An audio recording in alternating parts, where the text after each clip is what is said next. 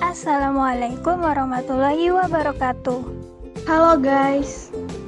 Kami dari kelompok 1 ingin menjelaskan tentang Rice Processing Unit. Sebelum ke penjelasannya, kenalan dulu yuk. Perkenalkan, nama saya Monika Hani Rudinia Zahara. Nama saya Alfi Nuraidah. Nama saya Nur Inaya. Nama saya Ditya Apriliani. Apa sih Rice Processing Unit itu? Rice Processing Unit itu merupakan jenis teknologi konvensional untuk menghasilkan beras. Teknologi ini tergolong sangat sederhana dan mudah untuk dioperasikan karena hanya terdiri dari proses pengupasan dan pemolesan saja. Tahapan proses.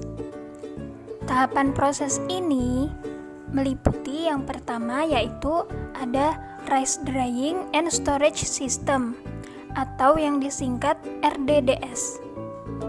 RDDS adalah proses awal dari proses produksi beras. Kegiatan RDDS meliputi pembersihan gabah, pengeringan. Nah, pengeringan gabah yang baik sangat menentukan kualitas dari beras yang dihasilkan. Dan yang terakhir yaitu penyimpanan gabah. Yang kedua yaitu ada Rice Processing System atau yang disingkat dengan RPS. Nah, RPS yaitu proses pengupasan kulit gabah dengan mesin rice huller. Nah, mesin ini bisa diatur tekanannya untuk mengurangi beras yang pecah. Selanjutnya adalah proses pemolesan. Proses ini dilakukan secara bertahap, yaitu secara abrasif, friction, one pass, dan high brilliant polisher. Tujuan pemolesan ini untuk mengurangi gaya dan panas yang diterima beras sehingga tingkat pecahnya berkurang. Terakhir nih, buat tahapan proses Rice Processing Unit, yaitu ada Rice Quality Management System atau yang disingkat RQMS. Tahap ini merupakan tahap akhir, di mana beras akan disortir berdasarkan ukuran dan warna, sehingga didapatkan beras yang bersih, seragam, utuh, dan tentu saja rasa yang enak sesuai dengan grade yang diinginkan. Secara umum, sangat banyak alat yang digunakan dalam Rice Processing Unit. Kali ini, kita akan bahas alat ataupun mesin yang memiliki banyak fungsi sekaligus. Jadi, ada dua jenis mesin penggilingan padi, yaitu Rice Milling Unit dan Rice Milling Plant. Yang pertama yaitu Rice Milling Unit. Mesin ini merupakan mesin penggilingan padi generasi baru yang komplit dan mudah dioperasikan, di mana proses pengolahan gabah menjadi beras dapat dilakukan dalam satu kali proses.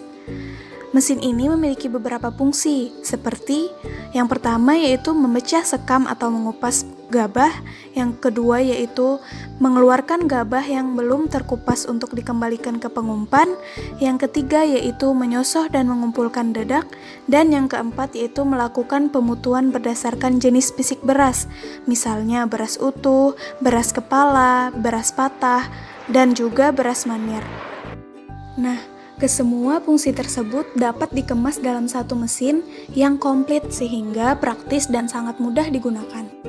Yang kedua yaitu Rice Milling Plants. Mesin ini merupakan jenis mesin penggilingan padi yang terdiri dari beberapa unit mesin yang terpisah satu sama lain untuk masing-masing fungsinya dalam proses penggilingan beras. Mesin Rice Milling Plants ini memiliki fungsi yang sama dengan mesin Rice Milling Unit, yaitu berfungsi untuk mengkonversi gabah kering menjadi beras putih yang siap untuk dikonsumsi. Hasil atau produk akhir yang diperoleh. Beras yang dihasilkan merupakan beras kristal berkualitas tinggi sehingga mempunyai nilai jual yang tinggi. Dengan tingginya harga jual beras, maka diharapkan harga jual gabah dari petani meningkat sehingga tingkat pendapatan petani yang mayoritas merupakan rakyat miskin menjadi meningkat. Pemerintah sudah menetapkan kualitas yang berstandar SNI atau Standar Nasional Indonesia. Badan Standarisasi Nasional telah menetapkan 4 kelas mutu beras berdasarkan SNI 6128/2015, yaitu 1. Beras premium, 2. Beras medium mutu 1, 3. Beras medium mutu 2, dan yang terakhir beras medium mutu 3. Analisis ekonomi. Perhitungan analisis ekonomi perlu diketahui baik pada tahap perencanaan maupun pada tahap pelaksanaan penggilingan padi. Setiap kegiatan penggilingan yang dilakukan suatu mesin memerlukan sejumlah biaya yang perlu dikeluarkan. Perhitungan yang pertama ada cash flow. Cash flow merupakan perputaran uang tunai dalam satu kali proses produksi usaha penggilingan padi. Pada tabel berikut terdapat tahun, benefit, cost, dan net benefit. Tahun yang digunakan sebanyak 5 tahun. Berdasarkan tabel total benefit usaha penggilingan padi sebesar Rp2.392.401.000 dengan total cost sebesar Rp859.132.640, sehingga jumlah net benefitnya sebesar Rp873.533.640. 2. Net Present Value atau NPV. Net Present Value merupakan metode yang digunakan untuk memperhitungkan nilai waktu dari uang atas nilai suatu investasi. Apabila nilai sekarang penerimaan kas bersih di masa yang akan datang lebih besar daripada nilai sekarang investasi, maka usaha tersebut dikatakan layak atau menguntungkan. Sedangkan apabila lebih kecil dari nilai sekarang, maka usaha dianggap tidak menguntungkan. Pada tabel di bawah ini terdapat perhitungan NPV selama 5 tahun pada usaha penggilingan padi. Pada tabel terdapat tahun, net benefit, discount rate sebesar 14%, PV net benefit. Dari hasil perhitungan net benefit yang dikalikan dengan faktor diskonto atau discount rate sebesar 14%, diperoleh nilai NPV sebesar Rp232.480.306, maka usaha ini dinyatakan layak untuk diusahakan karena nilai NPV-nya positif. Kesimpulan, beras merupakan makanan pokok masyarakat Indonesia. Oleh karena itu, peningkatan produksi beras sangat diperlukan. Penggunaan alat yang modern diharapkan dapat meningkatkan produksi beras dan memenuhi ketersediaan beras lokal.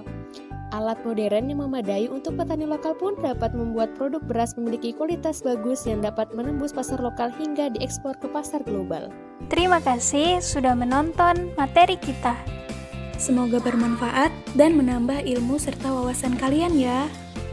Wassalamualaikum warahmatullahi wabarakatuh.